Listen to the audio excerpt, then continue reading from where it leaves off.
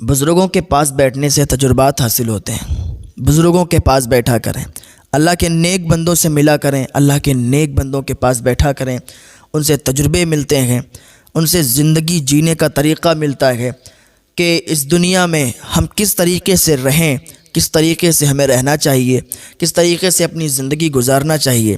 کوئی بزرگ آپ کو مل جائے نا، ان سے کہیں آپ حضرت آپ مجھے بتائیں کہ آپ نے زندگی کیسے گزاری، آپ کے 10 سال کیسے گزرے، پھر اس کے بعد والے 10 سال کیسے گزرے، پھر 50 سال کی زندگی کیسے گزر گئی، پھر 60 سال کی، 70 سال کی، 80 سال کی زندگی آپ نے کیسے گزار لی، مجھے بتائیں نا کیا میں کس طریقے سے گزاروں، لوگوں سے کیسے ملوں، لوگوں سے کیسے بات کروں، لوگوں کو پہچاننا سیکھیں، اپنے کون ہوتے ہیں، پرائے کون ہوتے ہیں، یہ بزرگوں سے معلوم چلتی ہیں ساری باتیں، ساری چیزیں بزرگوں سے معلوم چلتی ہیں۔ بڑے چھوٹے کا ادب کیسے کریں، ان سے کیسے بات کریں، اور بتائیں حضرت کہ شادی کے بعد کی زندگی کیسے رہتی ہے اور شادی سے پہلے کی زندگی کیسے گزرتی ہے۔ یہ ساری چیزیں آپ کو جب معلوم چلیں گی نا، یہ بزرگوں سے ہی معلوم چلیں گی۔ تو بزرگوں کو اپنا دوست بنائیں۔ نوجوان تو آپ کے دوست ہیں ہی، نوجوانوں سے بھی دوستی رکھیں، لیکن بزرگوں سے اگر دوستی آپ رکھیں گے نا تو زندگی جینے کا طریقہ آپ کو مل جائے گا۔ اللہ والے ایسے ہوتے ہیں کہ اگر آپ ان کے پاس بیٹھتے رہیں نا تو دل کی دنیا بھی بدل جاتی ہے، آدمی کیا سے کیا ہو جاتا ہے۔ حضرت سعید بن عثمان رحمۃ اللہ علیہ فرماتے ہیں کہ ایک دن ہم سیدنا محمد بن منصور رحمۃ اللہ علیہ کی خدمت میں حاضر تھے۔ آپ کی بارگاہ میں اس وقت زاہدوں اور محدثین کی کثیر تعداد تھی، کثیر تعداد میں لوگ بیٹھے ہوئے تھے۔ آپ رحمۃ اللہ علیہ فرمانے لگے کہ ایک دن میں نے روزہ رکھا، روزہ رکھنے کے بعد میں نے یہ عہد کیا کہ میں اس وقت تک کوئی چیز نہیں کھاؤں گا جب تک مجھے معلوم نہیں چل جائے گا کہ یہ چیز حلال ذریعے سے کمائی ہوئی ہے، اس میں کوئی شبہ نہیں ہے، یہ حلال ہے، اور جب تک یہ معلوم نہیں چلے گا نا میں ایک لقمہ بھی نہیں کھاؤں گا۔ اس طرح میرا ایک دن گزر گیا لیکن کوئی ایسی چیز ہی نہیں ملی، دوسرا دن گزر گیا کوئی ایسی چیز نہیں ملی جو حلال طریقے سے کمائی ہوئی ہو، تیسرا دن گزر گیا کوئی چیز نہیں ملی، چوتھا دن ہوا نا تو میں نے سوچا کہ آج میں اس مقدس ہستی کے ہاں کھانا کھاؤں گا کہ جس کا رزق اللہ تعالیٰ نے حلال کیا ہے اور جس کا رزق حلال ہے۔ چنانچہ میں حضرت سیدنا معروف کرخی رحمۃ اللہ علیہ کی طرف روانہ ہوا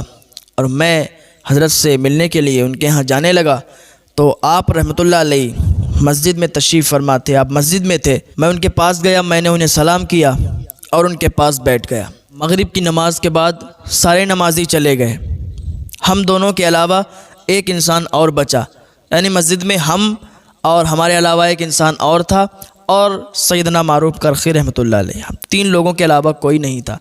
حضرت معروف کرخی رحمۃ اللہ علیہ نے فرمایا اے منصور، میں نے کہا جی حضور میں حاضر ہوں۔ آپ رحمۃ اللہ علیہ نے فرمایا کہ اے منصور تو اپنے بھائی کے پاس اس لیے آیا ہے کہ وہ تیرے ساتھ عیش و عشرت کی زندگی گزارے؟ میں نے دل میں کہا کہ میں نے تو 4 دن سے کچھ بھی نہیں کھایا ہے، بھوک میں میری حالت خراب ہو رہی ہے، میرے پاس رات کے کھانے کو کچھ بھی نہیں ہے۔ آپ رحمۃ اللہ علیہ کچھ دیر تک خاموش رہے۔ آپ رحمۃ اللہ علیہ نے فرمایا کہ میرے قریب آؤ۔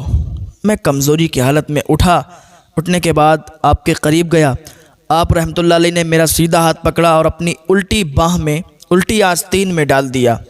جب میں نے ہاتھ ڈالا نا تو مجھے وہاں ناشپاتی جیسا ایک پھل ملا، کچھ سخت تھا اور ایسا محسوس ہوتا تھا جیسے اسے دانتوں سے چبایا گیا ہو۔ میں نے وہ پھل کھایا اور اس میں مجھے بہترین قسم کا ذائقہ محسوس ہوا۔ وہ پھل اتنا لذیذ تھا، اتنے ذائقے دار تھا کہ بیان سے باہر ہے کہ اس کی کوئی تعریف نہیں کی جا سکتی۔ مسجد میں بیٹھا شخص مجھے دیکھ رہا تھا، اس نے دیکھا اور کہنے لگا کیا آپ ہی ابو جعفر ہو؟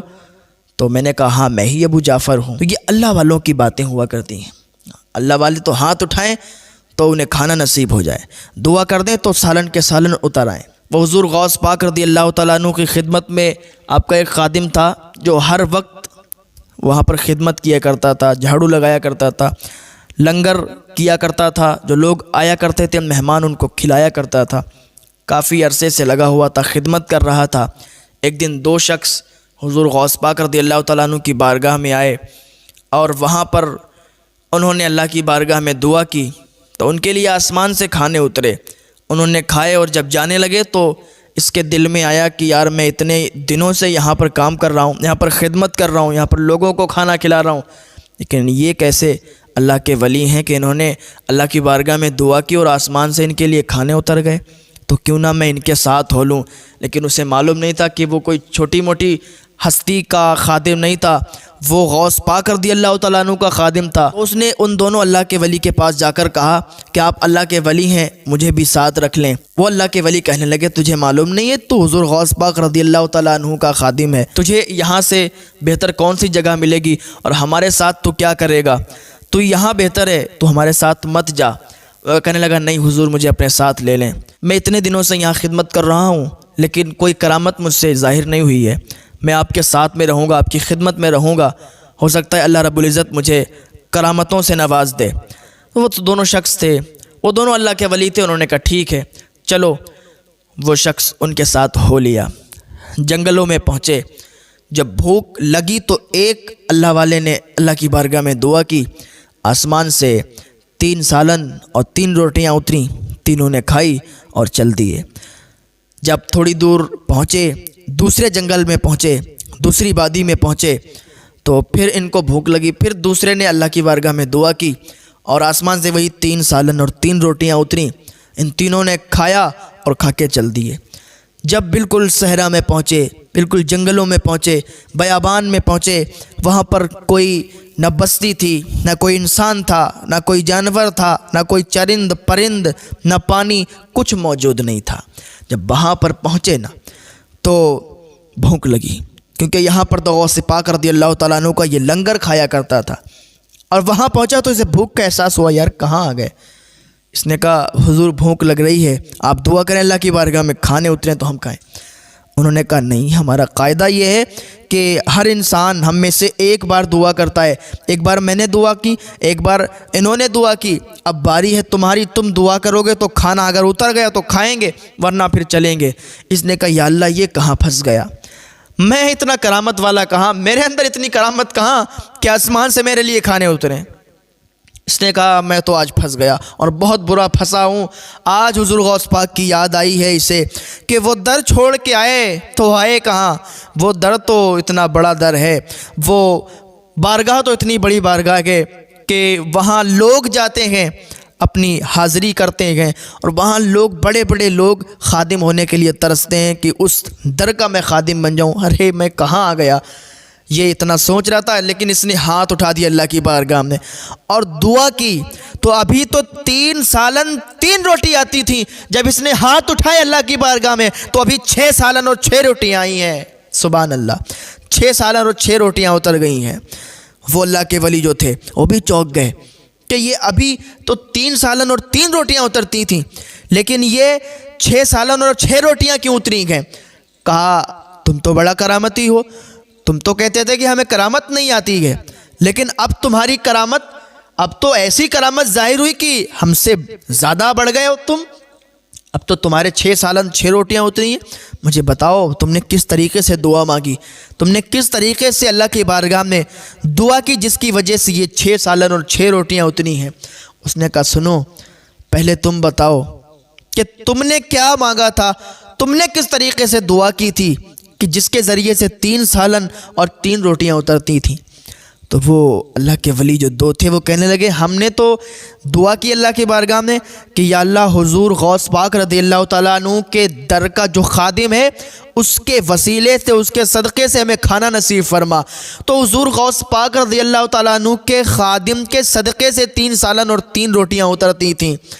وہ خادم کہنے لگا کہ تمہیں معلوم نہیں ہے، وہ کوئی اور نہیں تھا، وہ میں ہی خادم ہوں، وہ وہاں کا خادم کوئی اور نہیں ہے، وہ اس در کا میں ہی خادم ہوں، میرے صدقے سے تمہیں 3 سالن اور 3 روٹیاں ملتی تھیں۔ یہ تو بات مجھے بھی نہیں معلوم تھی کہ میں اتنا بڑا کرامتی ہوں، جو حضور غوث پاک رضی اللہ تعالیٰ عنہ کے در کا خادم ہو اس کا کہنا ہی کیا ہے۔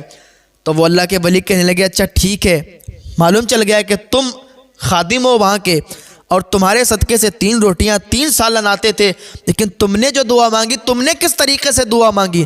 وہ کہتا میں نے جو دعا مانگی نا تو میں نے تو حضور غوث پاک کے صدقے سے مانگی تھی، حضور غوث پاک کے صدقے سے مانگی تو 3 سالن اور 3 روٹیاں نہیں بلکہ 6 سالن اور 6 روٹیاں اتری تھیں۔ ہاں ہم نے تو حضور غوث پاک رضی اللہ تعالیٰ عنہ کے وسیلے سے مانگی تھی، ہم تو حضور غوث پاک کے خادم ہیں، آپ ہمارے وسیلے سے مانگ رہے تھے نا، ہم نے حضور غوث پاک رضی اللہ تعالیٰ عنہ کے وسیلے سے مانگی۔ تو یہ اللہ والوں کی باتیں ہوا کرتی ہیں۔ اللہ رب العزت کی بارگاہ میں دعا ہے اللہ ہمیں اپنے ولیوں کے طریقے پر چلنے کی توفیق عطا فرمائے، اللہ ہمیں نیک عمل کرنے کی توفیق عطا فرمائے۔